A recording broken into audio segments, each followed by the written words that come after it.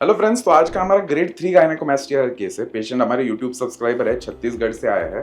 तो ऑपरेशन के पहले जो मेन मार्किंग रहता है ना, मतलब प्लास्टिक सर्जरी में या हमारे सर्जिकल प्लानिंग में मार्किंग इज वेरी इंपॉर्टेंट।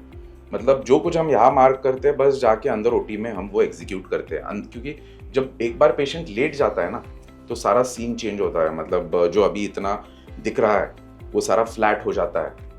इसलिए अभी मैं आपको मार्किंग के टाइम पे ये सारी चीजें एक्सप्लेन करूंगा। ग्रेड 3 में क्या होता है ना, so there is extra gland, तो बड़ा साइज का है ही, अलोंग विद दैट फैट होता है, और इन दोनों के कारण स्किन भी बहुत इंक्रीज हुई है।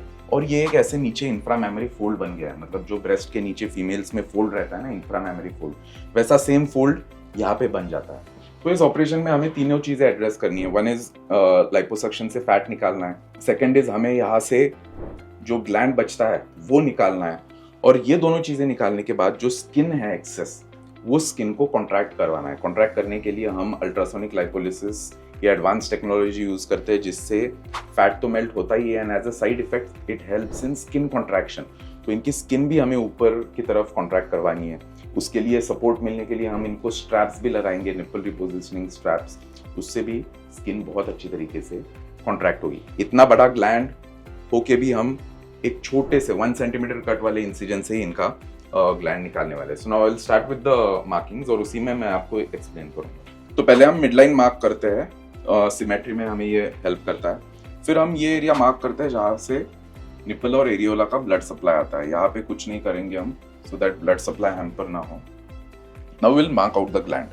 आप देख सकते हो ये जो अभी मेरे दोनों उंगलियों के बीच में से फिसल रहा है ना, this is the gland. Significant size है इनके ग्लैंड का। सिमिलरली ऑन राइट साइड ये ग्लैंड का साइज है।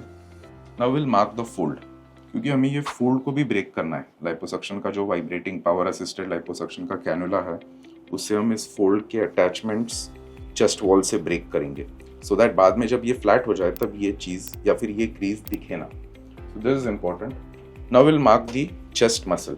सर मसल कॉन्ट्रैक्ट कीजिए, ऐसे रिलैक्स रिलैक्स, छोड़ दीजिए, कॉन्ट्रैक्ट रिलैक्स।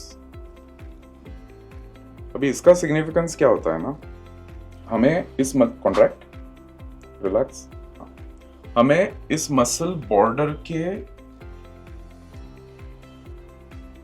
ऊपर डिफरेंशियल लाइपोसक्शन करना है। मतलब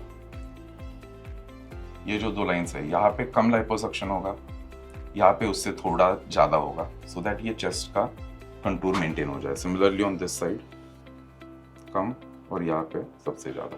फिर ये जो लैटरल चेस्ट वॉल का एरिया है फैट, क्योंकि हम सिर्फ इतना करेंगे तो ये बल्ज्ड आउट दिखेगा हमेशा, तो हम ये वाला फैट भी एड्रेस करते हैं और इंफ्रामेमरी फोल्ड के नीचे तक करेंगे। फिर ये जो मसल बॉर्डर है उसके नीचे मैक्सिमम लाइपोसक्शन होंगे, एक्सटेंसिव लाइपोसक्शन होगा।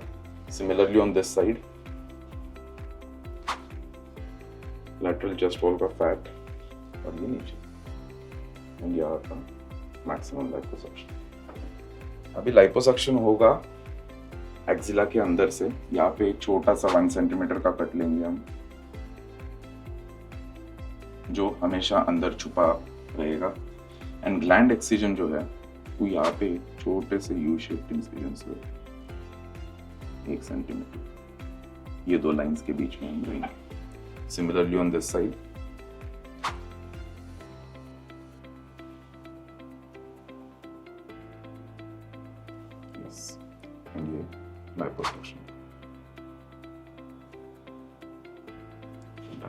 सो we are done with the markings. अभी पेशेंट को हम ओटी में शिफ्ट करेंगे, जनरल एनेस्थीसिया दिया जाएगा, एंड आफ्टर दैट प्रोसेस खत्म होगा। अराउंड 1.5-2 घंटे तक ऑपरेशन टाइम पूरा एनेस्थीसिया का वगैरह पकड़ के चलता है।